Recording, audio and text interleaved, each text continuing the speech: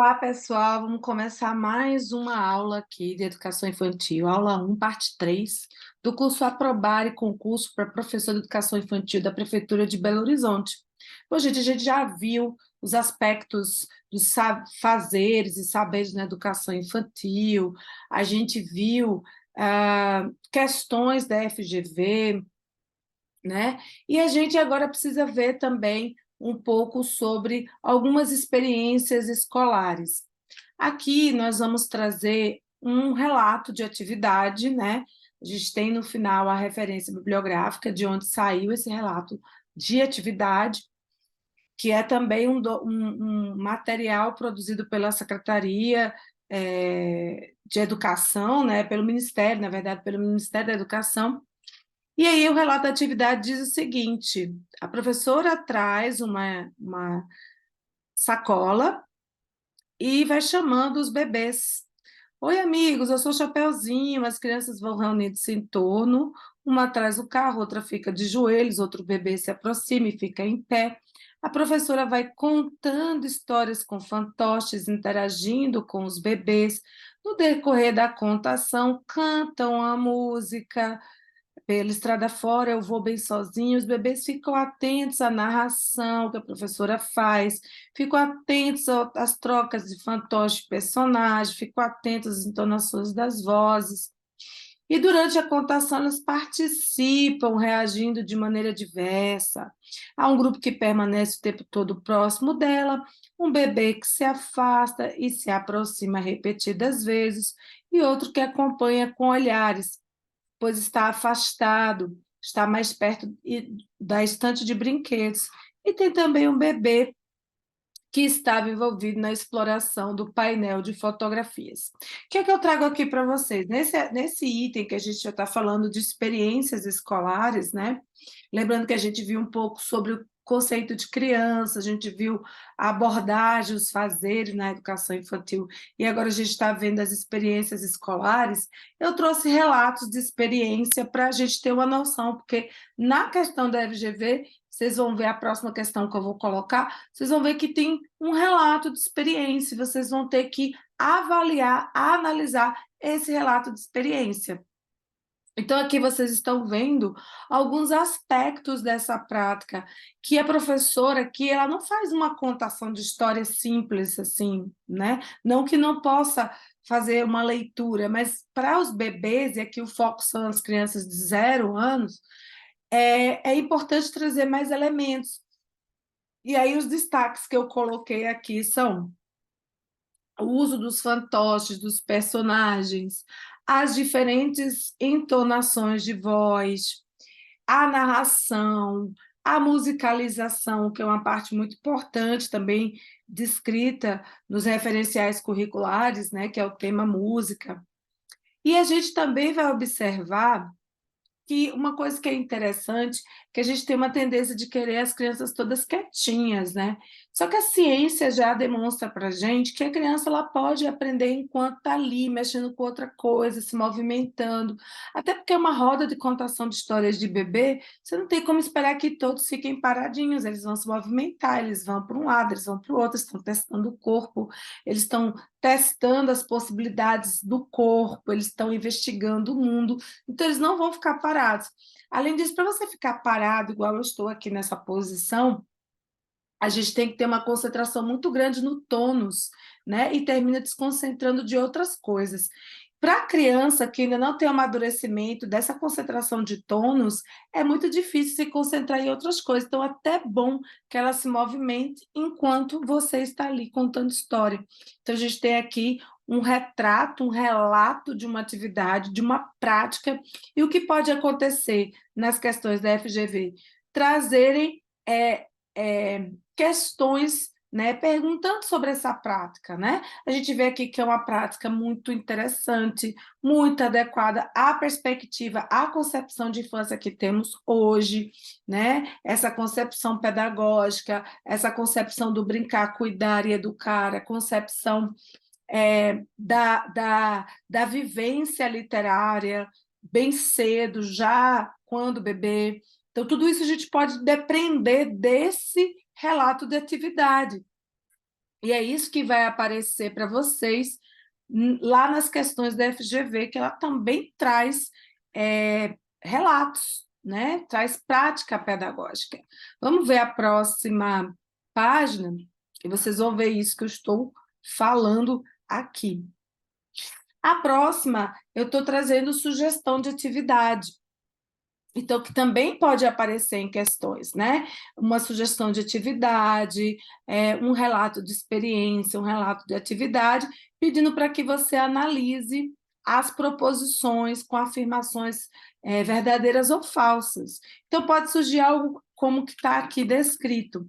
Aqui é um exemplo, uma descrição de atividade, chamado baú de contos, né? Esse baú de contos é bem interessante. Normalmente, a gente, quando vai tá dentro de uma sala de aula de educação infantil, normalmente a gente tem aí uma maleta com livros, né? A gente tem uma maleta com livros, e as crianças vão tirando e vão escolhendo o título que elas querem que a gente leia, principalmente os bebês, né? As crianças até 3 anos que não são alfabetizadas. Apesar de que a gente sabe que tem livros visuais, mas alguns livros visuais precisam de mediação. E aí, essa estratégia é bem interessante, porque para fortalecer o tecido social da hora do conto é capaz de produzir, podemos construir um baú de contos. O que seria esse baú de contos? Seria uma caixa no qual se colocam pequenas figuras em 3 dimensões, cada um representará um determinado conto. Então, pode ser figura, pode ser até um objeto. Então, por exemplo, uma pequena tesoura pode ser o conto Pequeno Alfaiate Valente. Um barril de moedas pode ser aí a representação da história Alibaba e os 40 ladrões. Uma trança longa de fios pode representar Rapunzel. Uma colher de pau pode lembrar aí o conto da Dona Baratinha. Então, esse baú ele funciona como uma espécie de arquivo que materializa, né, e coloca à vista de todos, cada um dos contos que o grupo conhece, evitando assim que caia no esquecimento. E também funciona como menu de opções para o narrador de contos que abre o baú em frente ao grupo e pergunta que conto vocês querem escutar. E é interessante, né, gente, porque é uma proposta diferente, é bom a gente inovar, trazer coisas diferentes, fazer o que a gente está acostumado, mas também trazer o diferente. E aqui essa proposta colabora aí para o imagético, para a imaginação, para o simbólico. Por quê? Porque você vai ter que, a partir do objeto, né, criar essa simbologia. Então, esse objeto aqui representa essa história. As crianças podem até, junto com a professora, discutir qual objeto vai representar qual história. Esse objeto, ao momento que elas podem até escolher o objeto, né? Isso também significa a compreensão, né, do ponto principal que está ali no conto também.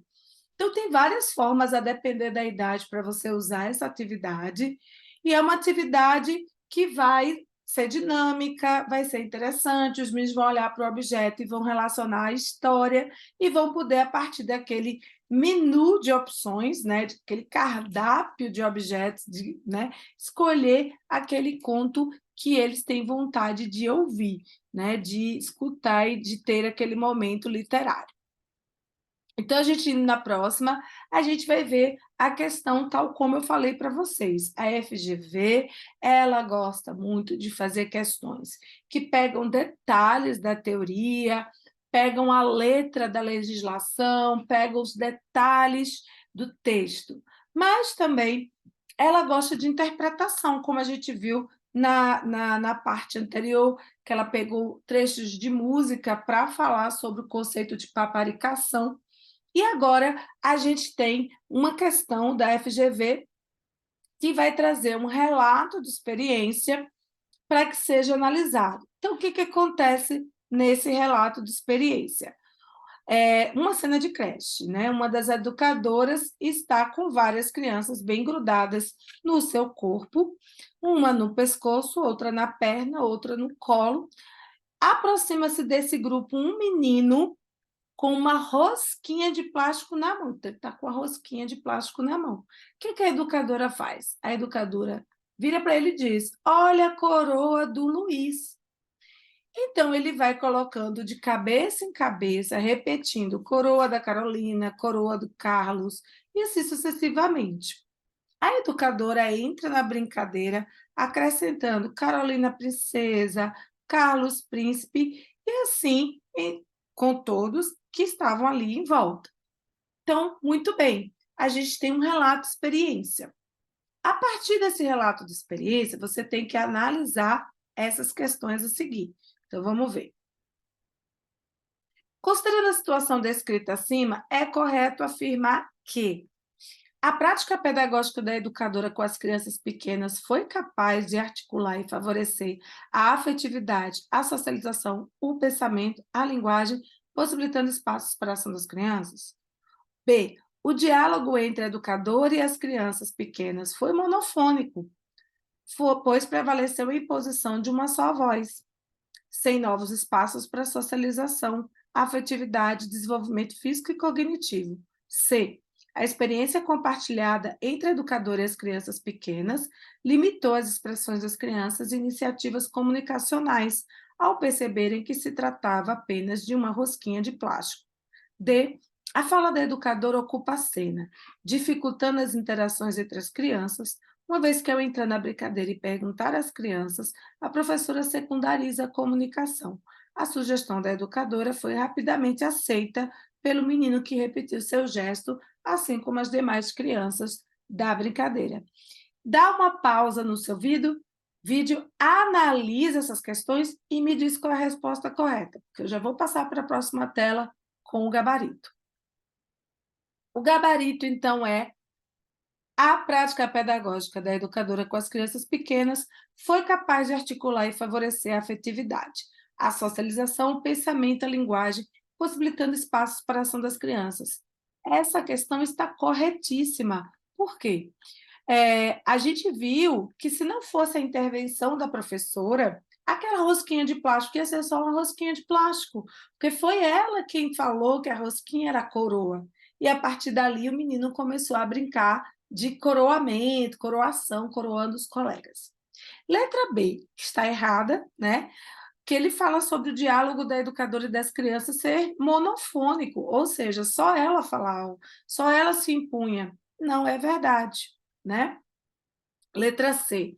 A experiência compartilhada entre a educadora e as crianças pequenas limitou as expressões. Imagina, está querendo dizer aqui que a intervenção da educadora limitou as expressões das crianças e as iniciativas comunicacionais? Não, ao contrário, né? As crianças começaram a falar e brincar de coroação por causa da intervenção da professora. D. A fala da educadora ocupa a cena, dificultando as interações entre as crianças. Imagina, a fala da educadora foi super pontual, não dificultou, muito pelo contrário, possibilitou as interações, né? Porque aí as crianças tiveram a oportunidade de socializar. E não é verdade que a professora secundarizou a comunicação, ao contrário, ela estimulou. A sugestão da educadora foi rapidamente aceita pelo menino, que repetiu seu gesto como as demais crianças da brincadeira. A gente já viu que B está errado, que C está errado, que D está errado, muito obviamente. A E, você pode ter uma tendência a achar mais ou menos certa, mas ela está incompleta. E ela não é correta, porque ela diz que a criança só repetiu seu gesto. Ele não repetiu o gesto.